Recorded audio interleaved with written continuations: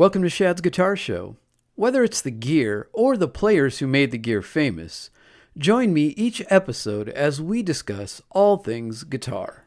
Well, hey there, and welcome into another episode of Shad's Guitar Show. Glad to have you joining me today, and we're going to take a little detour from Gretchville and do something a little different today because I'm sure you guys are interested in maybe hearing something else, even though my Gretsch obsession is still as strong as ever.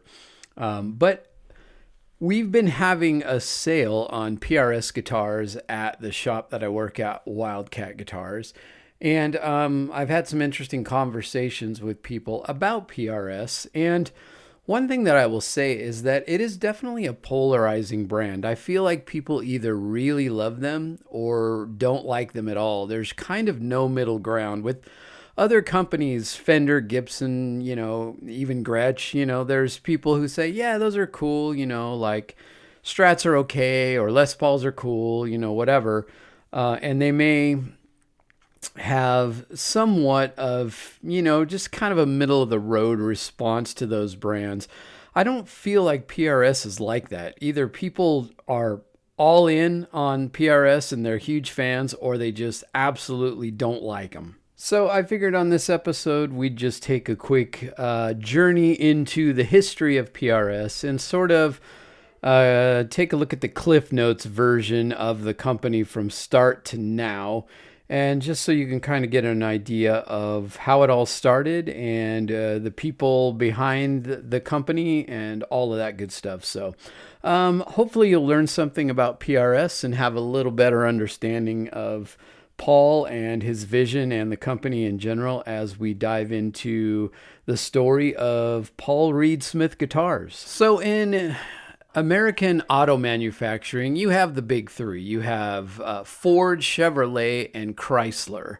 And the same is true for guitar builders in the United States. You have Fender, Gibson, and Paul Reed Smith. And PRS has grown in a relatively short amount of time to become one of the biggest guitar manufacturers, not only in the United States, but in the world.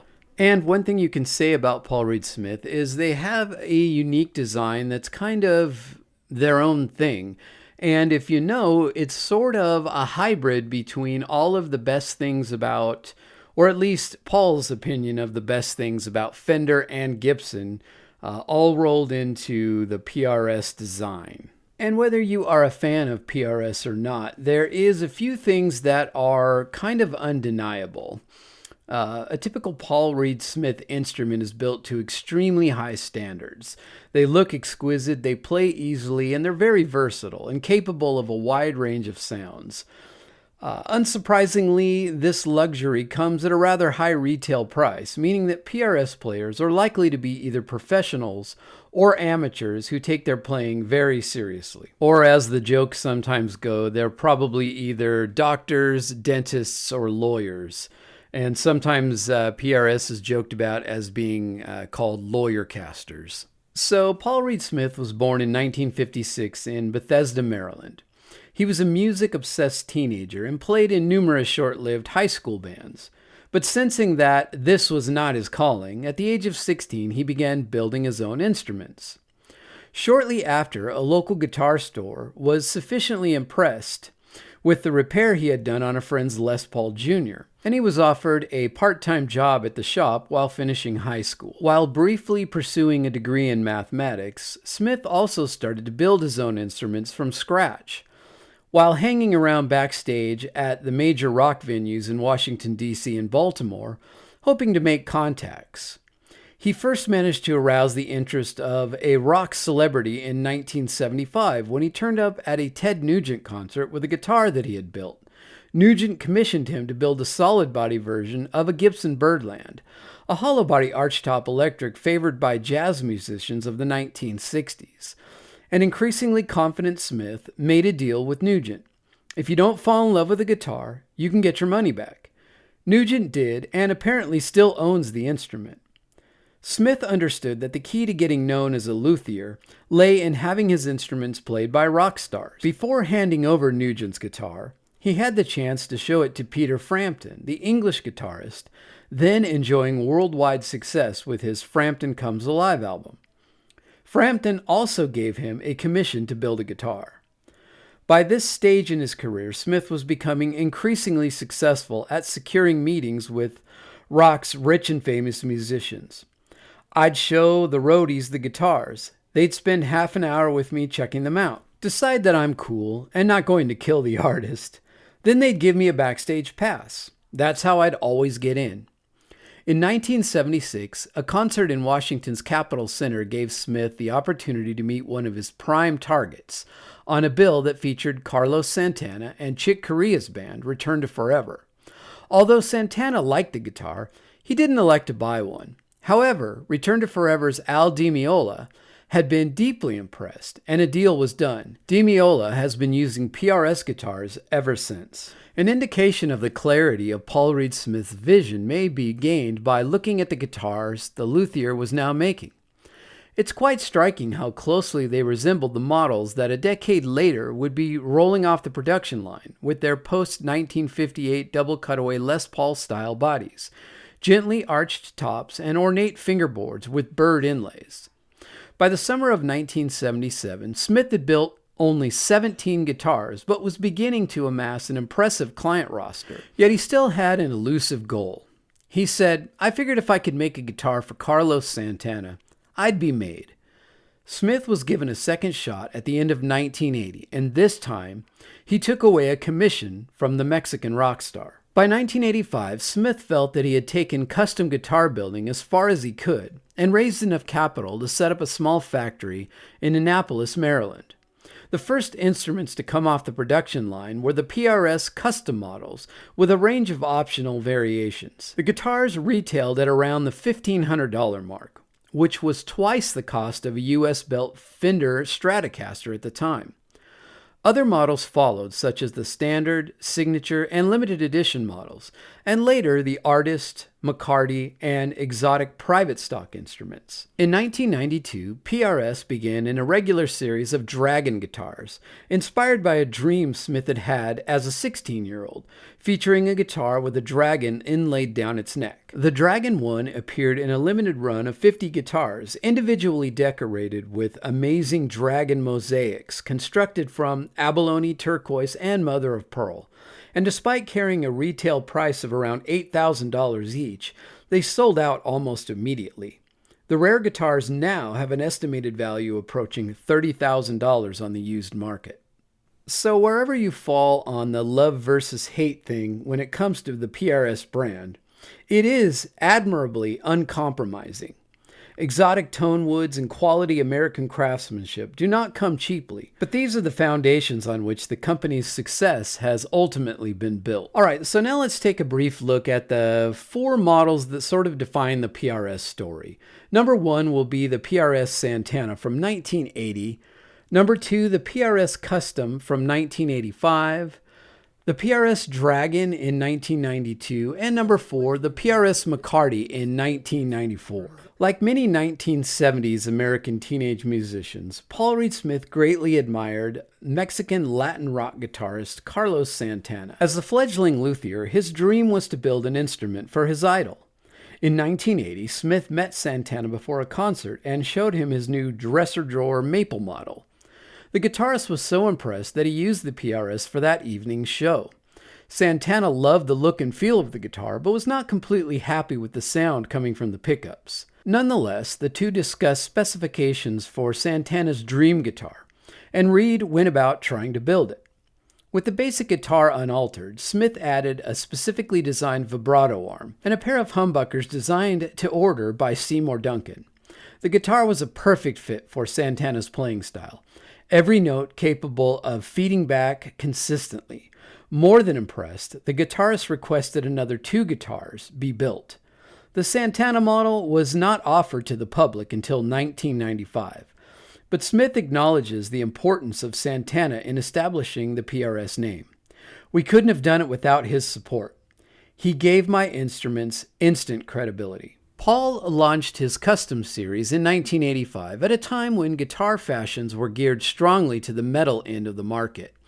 and where the vogue was leaning towards characteristically unorthodox, sharp shapes and high-tech features, which was a stark contrast to the old-school lines of the PRS range. Of course, anything fashionable is doomed sooner or later to lose its luster. Sure enough, within a few years, those metal monsters would appear abruptly dated, while the PRS range positioned itself in the ranks of the timeless classics. The custom was constructed on the lines of the original Les Paul. It featured one-piece mahogany neck set into a one-piece mahogany body, capped with a distinctive maple top, bound at the edges. Like all PRS models, the custom was something of a crossbreed, with Gibson-style humbucking pickups that could, when the 5-way rotary selector switch was engaged, in positions 2 and 4, create Fender-style single-coil sounds. In spite of its high price, the custom was a major commercial success that would have a significant impact on the guitar world, not the least of which was heralding a return to the traditional values that had briefly been abandoned. One of the hallmarks of the Paul Reed Smith brand has been the number of limited edition models produced over the years, the most famous of which is the PRS Dragon. When it was launched in 1992, the Dragon 1 had been a long time coming. As Smith himself related in that year's PRS catalog, "When I was 16, I had a dream about a guitar with a dragon inlaid down the neck. And 20 years later, the technology has become available to inlay such a complicated design with precision. A limited run of 50 dragons was produced, each one with a beautiful dragon mosaic designed by Jude Van Dyke, inlaid into the neck, comprising 201 pieces of abalone, turquoise, and mother of pearl. The dragons were given a retail price of $8,000 and sold out almost immediately. The first dragons are now estimated to have a value approaching $30,000. Dragon 2 and 3s appeared in subsequent years, and once again sold out straight away.